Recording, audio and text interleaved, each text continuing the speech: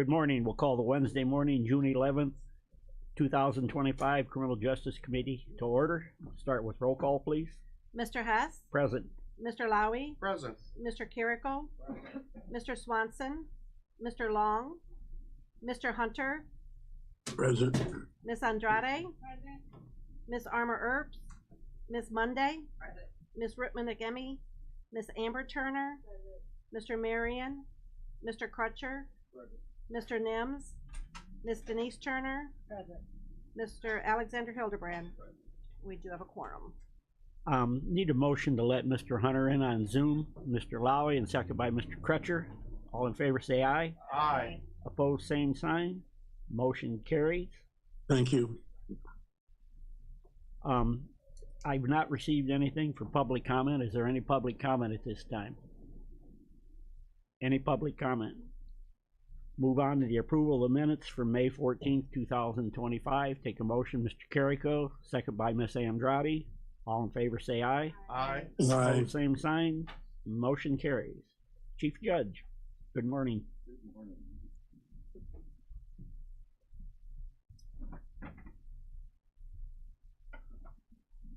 Okay, good morning.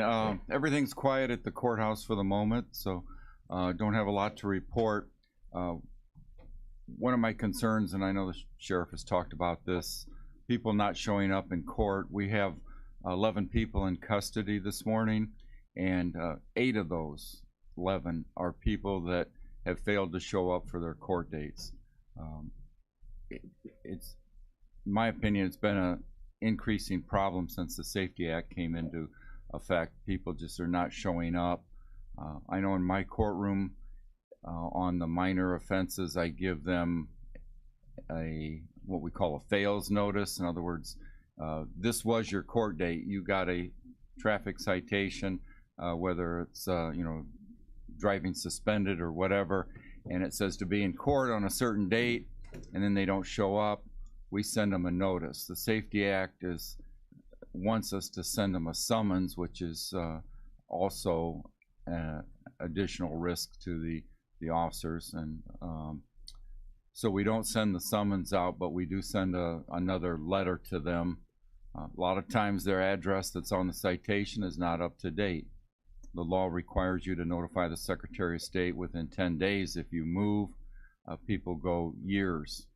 They say, I haven't lived at that address for 10 years and don't change their address. But it's just a problem that we're dealing with. We're trying to come up with some solutions to remind people that they need to show up on their court date. It's not, an optional issue. So That's another charge for you then, because you got to pay postage on that.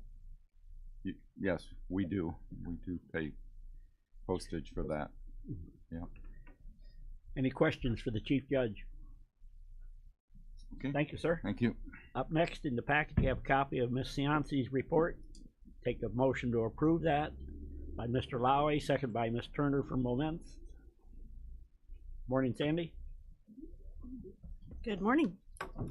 So one of the things, leaning back on that about notification of the customers of the courthouse, it would be nice, eventually I'd like to get a texting system to go along as well, so that we could text people, because this way, if we have their phone numbers, we could text the notification plus send mail too, if we have to do the failure to appears or something like that. So that's on my list of things to do at some point, but that'll help. Okay, so for my report, for the big 3-page disbursement report that we have, the long one, so I was super excited to see that we dispersed $400,000. So I asked and started digging deeper. So if you look on the front page where it says clerk fees, it's about a little bit more than halfway down, and the amount shows $137,822. You see that? Yeah. So I asked my financial manager, how come that was like that? So last month, there's several checks that we dispersed to the Kankakee County Treasurer, and that check last month was $83,014. Somehow or other, there was a glitch and it didn't disperse correctly. So when Diane from the treasurer's office was inputting it into her system, it didn't balance right. So she contacted us. We had her send the check back. We had to void the check, redistribute everything, and rewrite the check. So because it was dispersed within this month, it shows on this month. So the true balance that we had as the disbursement is $225,226.34. So we're all clear and we're straight on that. But I just wanted to point that out. Are there any questions about that? Or any of the other reports? Otherwise, they're normal and customary. The Harris. Yeah, everything's normal. I wanted to talk about that too. One of the things that's taken a really long time to get off the ground with our new conversion over to the new system is the Harris & Harris collections export and import. We've made a lot of strides in the last couple of weeks. We're still kind of on the we're on the hump of being in implementation and into, you know, the rest of the support. And so we're still trying to build the import and export with Harris & Harris so that we can send them the cases that need to go to collections.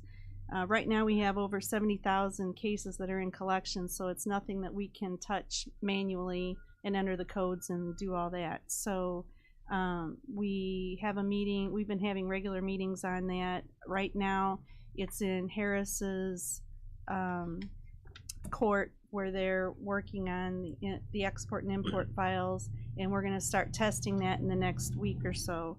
So hopefully next month we'll have that all up and running. Questions? That's it. Then on your- Well, that's it. No, Okay. that's not it. There's other, I mean, for Okay. this. Go ahead. So then, well, do you want to approve? Yeah. You already did all that? All right. We have a motion second. All in favor say aye. Aye. Opposed, same sign. Motion carries. Now. Okay, so the rest of the projects that we're working on is automated data reporting. What that is that we would electronically export the dispositions of all the criminal cases to, like, the Illinois State Police Bureau of Investigation, Secretary of State. Right now we're doing all that on paper and sending it through the mail. That was a problem with Courtview because they were wanting to charge us an exorbitant amount of money to create that bridge. So now that was one of the things that we made sure that was part of our project with Enterprise Justice. So we've been working on that as well. There's a lot of mapping, code mapping, and things that we have to do with that. So we've been meeting on that. The other thing that we are doing is Research Illinois. When we went live with Enterprise Justice, we were going to lose the online case lookup for a temporary basis, but they could not determine what temporary meant. So the chief judge and I and a few of our reps from Tyler were able to secure what's now available that we call Portal. But that is going to be sunsetted with Tyler. So we are now working on that to replace the current system, and it'll be called Research Illinois. And we've begun the mapping process and the coding process for that as well. And after we're moving pretty quickly with that, so hopefully by the time we finish the coding and mapping and testing, we should be able to be up and running with that probably by the end of summer. And with that, that will they've promised us a lot of efficiencies with that, which would also include less telephone calls, things like that. So we're hopeful about that. And then next week, we are having a meeting between probation, the sheriff, and Tyler, and my office for Alliance, which is the bridge between all our offices. As we know, one of the reasons we went with this was because we wanted to be able to track a case from, especially criminal cases, from arrest to disposition and everything in between. And then, and of course, the other reason why we joined Tyler was because there were 5 other counties, and another one's joining on again. Lee County is joining, so we're able to work with them to keep things moving forward. So rather than being in a standalone system like we had, where every, they try and nickel and dime us every time. So there's a lot going on. Good. Questions? Very good. Thank you you. very much. Up next, State's Attorney's Office, Mr. Rowe. In the package, you have a copy of the grand jury report and the grand jury statistics report. Take a motion to combine and approve them. Mr. Lowry, and second by Ms. Andrade. Good morning, sir. Morning. So you can see we're up to 376 felonies have gone through grand jury. It's up by about 40 cases from last year, approximately less than 20 from the year before. So that increase, when I compare some of the breakdown of the numbers to prior years, large increase in felony retails, which isn't surprising. A lot of the offenders we're seeing now with 8 or more cases. A significant uptick in firearm offenses, the recovery of them. I think city's gotten 13 already this year, so that's an uptick, which is good. It's not good they're on the street, but it's good they're getting out there and getting them off the street. And those are going to be primarily your felon in possession of a firearm cases. Any questions about that report? The increase in drug cases, yeah, I would attribute it, and maybe the sheriff can speak to this a little bit more, but to methamphetamine. We're seeing a large increase in meth cases. I'm getting more meth cases now than heroin, and it probably is around equal to cocaine. I know when I first got in office in 2016, I was at kind of this trail end of this time period where about 10 years the office had not had a single meth case come in. And then all of a sudden we're seeing a huge increase in that. I've spoken with some of our local treatment providers, and they've said that it's easier to treat 100 people who are addicted to cocaine or even heroin than one person who's addicted to meth, just because of the addictive properties of the substance. So that's pretty concerning. It's hard to get a handle on where it's coming from. And when individuals are using the methamphetamine, we've seen that connected now to a number of extremely violent crimes. At least I could say probably 2 or 3 of the murders we've had over the last year or two have been directly related to meth, either the dealers or the users. So, Any questions or comments? We have a motion to second on the reports. All in favor say aye. Aye. Aye. Opposed, same sign. Motion carries. just want to remind everyone we have our annual Senior Expo tomorrow at the Quality Inn. I'm not looking at anyone in particular. I'll look at Matt. It starts at 9 a.m. It goes till about 1 p.m. We'll have 70 or 80 vendors, guest speakers. Coroner Gessner is going to be there with the salt shaker to do the fentanyl demonstration. So you definitely don't want to miss that. All right. Thank you. Up next, Public Defender's Office, Mr. Pennewick. Package, you have a copy of Ed's monthly report. Take a motion to approve that. Mr. Lowry, and second by Ms. Andrade. Good morning, Ed.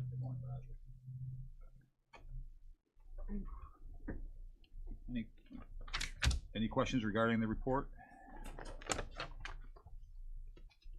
Any questions on Ed's report? We have a motion to second. All in favor say aye. Aye. Aye. Opposed, same sign. What else, sir?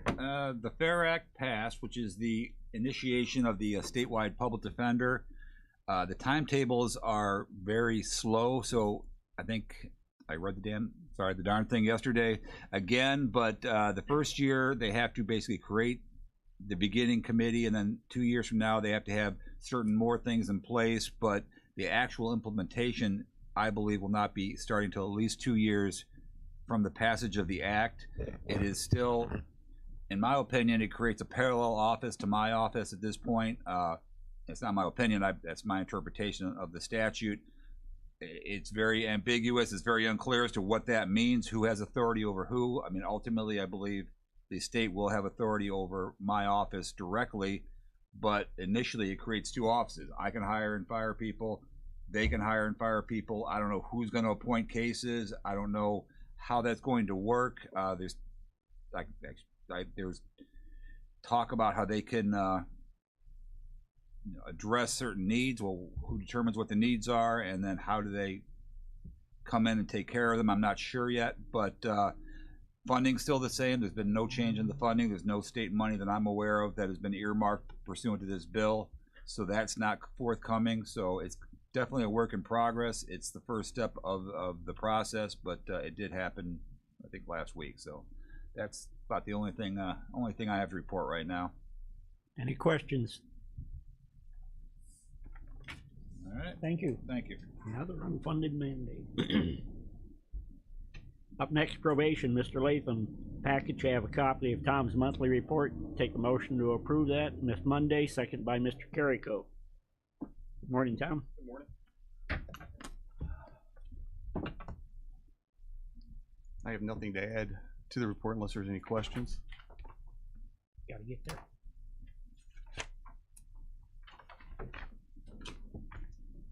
Any questions on Tom's report?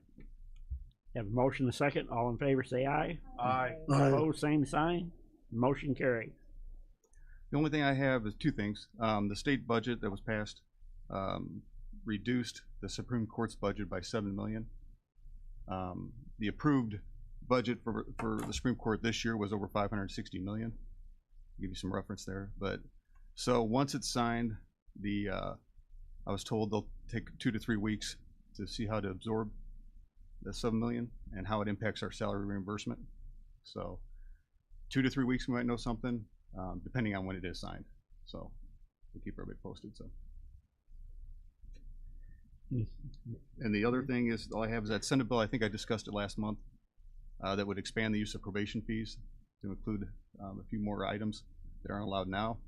I can't remember where we left it. That didn't move out of committee.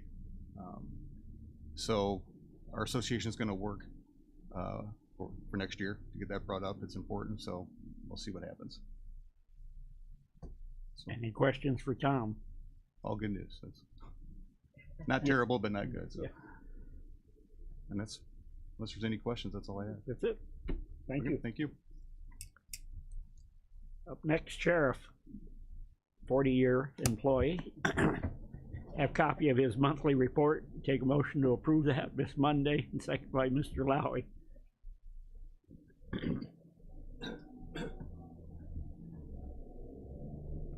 I heard that. Oh, he discussed age for me, so. Good morning. Really, the report pretty much speaks for itself. I think the most important part on there from our standpoint is the revenue part. As we've talked about, our numbers have gone down. Champaign County has, I believe we have about 6 or 8 inmates from Champaign County still, so we're still housing for Champaign, just not the numbers that we had previously.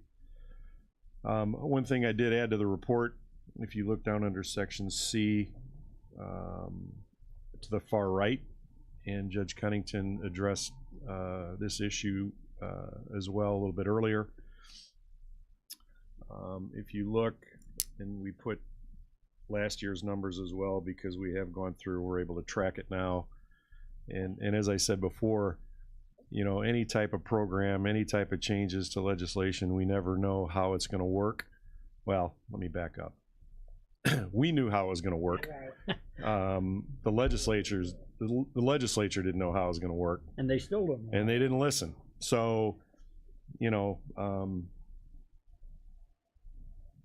we said that people aren't going to show up to court. They have no reason to show up to court, and these numbers bear that out. In May alone, we had 128 people arrested on a warrant. 112 of those got out the next day. 16 were detained, but again, we did not delve into how long they were detained for, whether it was just a couple days later, whether it was attached to another more serious offense that they remained in jail.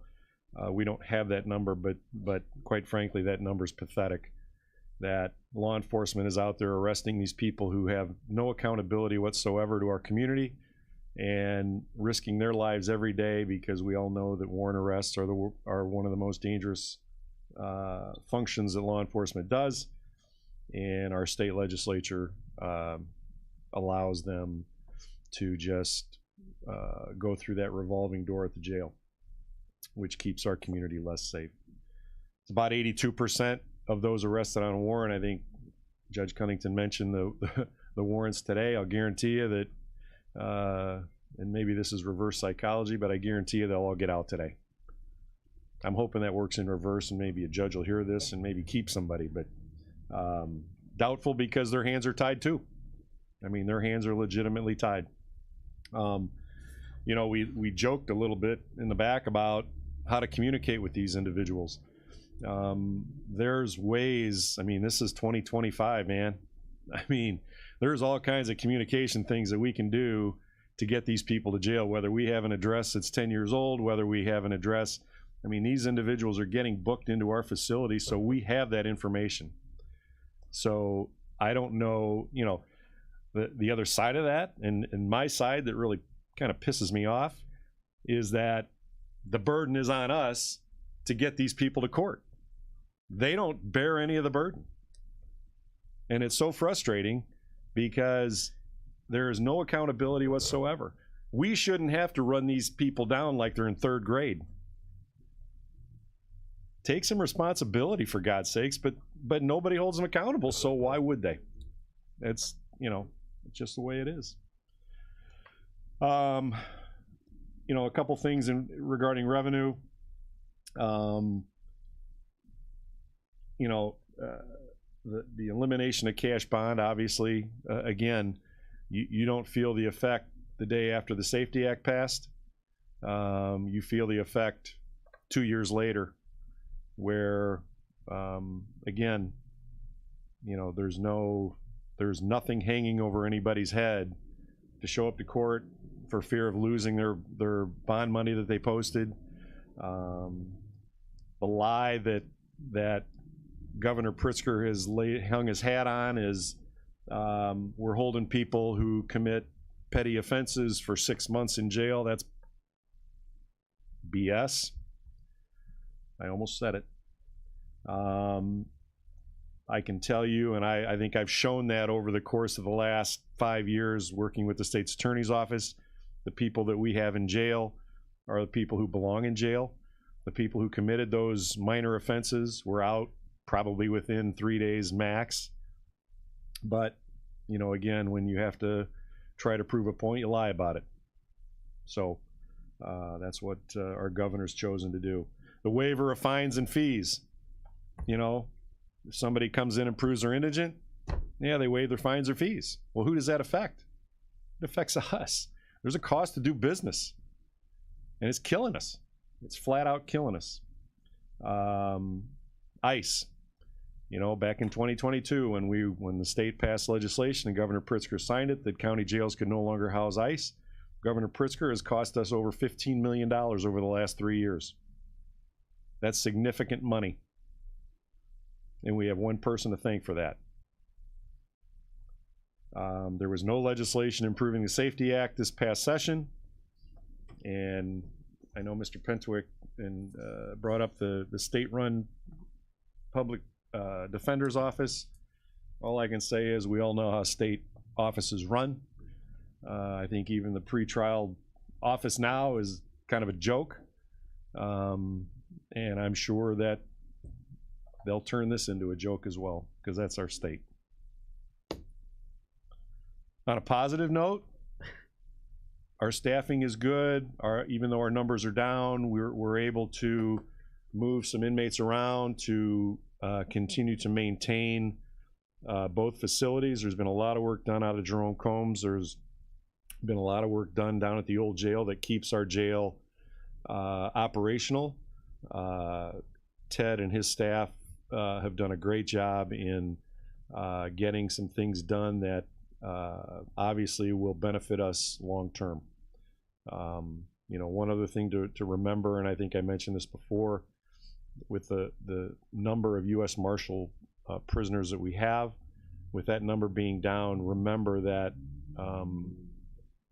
there is an all call for the federal agencies, and all the federal agents, whether it's the U.S. Marshal, ICE, ATF, FBI, they are all working with ICE. So there's really not a focus at this point on the criminal stuff, which is who we can house. And any ICE arrests are, as I told you before, are going to Indiana and Wisconsin to be housed. So.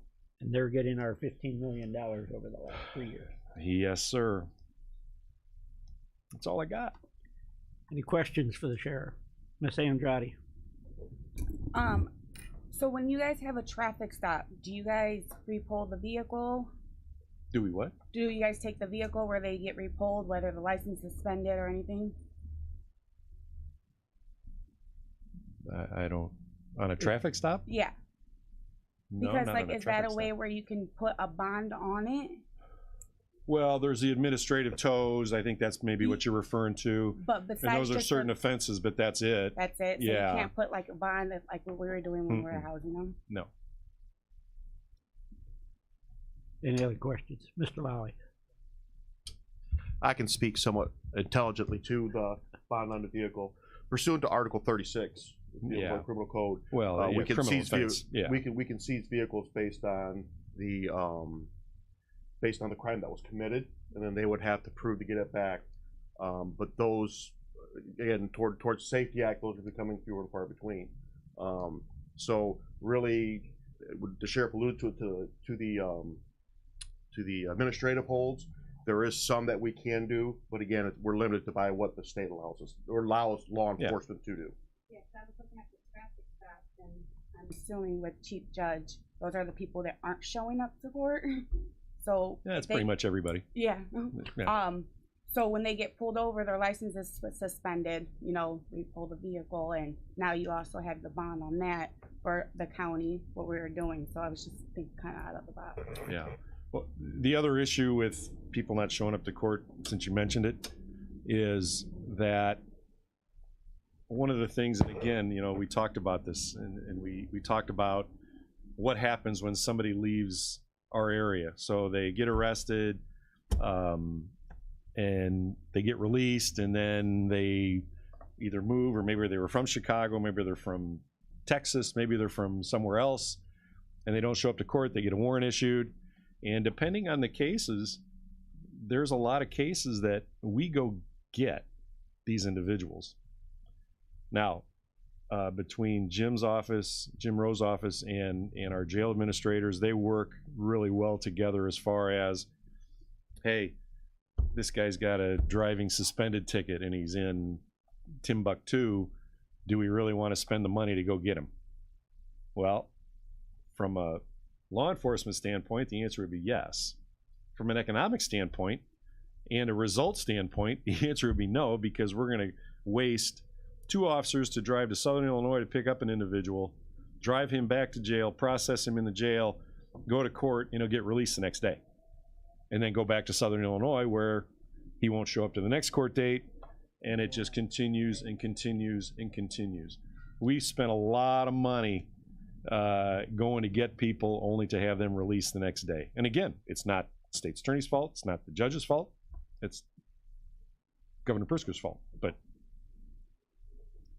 so spending a lot of money. I mean, this is, you know, it is what I would call a perfect storm from the standpoint of all those things I mentioned with revenue, ICE, the federal agents working with ICE and not focusing on criminals, the, you know, no cash bail, waiver of fines and fees. I mean, there's all kinds of things that are affecting the money that's coming into this county right now.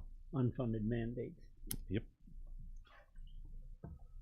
Okay, we have a motion, a second on the floor. All in favor, say aye. Aye. Opposed, same sign. Motion carries. That's what I got. Thank you. 40 years in one day today, too. 40 years in one day. Up next, Animal Control, Ms. Laird. You have a copy of Carrie's monthly report. Take a motion to approve that by Ms. Monday, second by Mr. Lowe. Good morning, Carrie. Good morning. For this report, not a whole lot on here as usual. If you look at our donations item for this month, we did receive a large donation from a specific person. She came in and donated $5,000 to our office. So we are going to use that to purchase new vests for the officers, possibly some more cages and some more beds for the dogs. So that was very, very, very nice of her to do that for us. Our population, you can see that we ended this month with 34 dogs. With last year, we ended with 21 dogs. So our population is increasing with the size of the building. However, that is almost at our max that we can hold. So it's been tough for our staff. We have the same amount of staff as we did this building at the other building. So it's been harder for our kennel staff to get everything done in a timely manner because of the amount of animals that we have. So we're working on that currently. For the report, that's all I have, unless there are questions. Any questions? Miss Monday? Do you have any adoption fairs coming up soon? Not that I'm interested, but just curious, how often does that happen? So we had one last month with Representative Haas. She did an adoption event at our building, and because of that, we had 4 dogs adopted, so that was very helpful. So we are working possibly to have another one of those again. We do have all of our adoptables on Facebook and Pet Finder and all those things. We're doing okay on adoptions. It's just we get more strays, and it's just irresponsible pet owners a lot is what it is. So yeah, so we haven't done anything yet, but we will do that for sure. Yeah, I think, you know, once you get people there, that's when you're gonna see some things happen, because that's why I don't come there.